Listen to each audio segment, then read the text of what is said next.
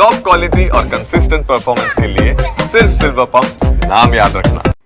હવે વાત રાજકોટની કે જ્યાં જેતપુર દેસાઈવાડી વિસ્તારમાં ઈવીએમ ખોટવાયું છે। વોર્ડ નંબર 8માં મતદાન મથક 5માં આ ઈવીએમ ખોટવાઈ ગયું। 1 કલાક થઈ અને ઈવીએમ મશીન હજી પણ સારું નથી થયું અને મતદારો તેને કારણે અટવાઈ ચૂક્યા છે। દેસાઈવાડીમાં ચભાડિયા સ્કૂલની અંદર ઈવીએમ ખોટવાયું અને તેને કારણે ઈવીએમ મશીન ખોટવાતા જ અહીં મતદારોની લાઈન લાગી ગઈ। 1 કલાક બાદ ફરી મતદાન શરૂ થઈ શકશે। જોકે આ સમગ્ર મામલે ઈવીએમ ખોટવાને કારણે જે લોકો અટવાયા હતા તે દ્રશ્યો આપ જોઈ રહ્યા છો। અહીં દેસાઈવાડી વિસ્તારમાં ઈવીએમ ખોટવાયું હતું।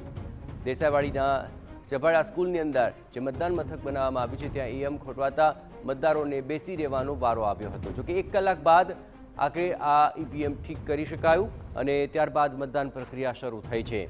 તો જે પ્રકારે આ સમગ્ર ઘટના સામે આવી રહી છે ત્યાં લોકોને અટવાવાનો વારો આવ્યો હતો। મતદાતાઓ તો અહીં પહોંચ્યા હતા મતદાન કરવા માટે, પણ ઈવીએમ ખોટવાવાને કારણે આખરે તેમને કતારમાં જ ઊભું રહેવાનો વારો આવી ગયો। ઘણા વયોવૃદ્ધ લોકો પણ વહેલી સવારે જ મતદાન મથક પર પહોંચતા હોય છે અને મતદાનની પ્રક્રિયામાં જોડાતા હોય છે, પરંતુ અહીં તેમને પણ બેસી રહેવાનો વારો આવ્યો।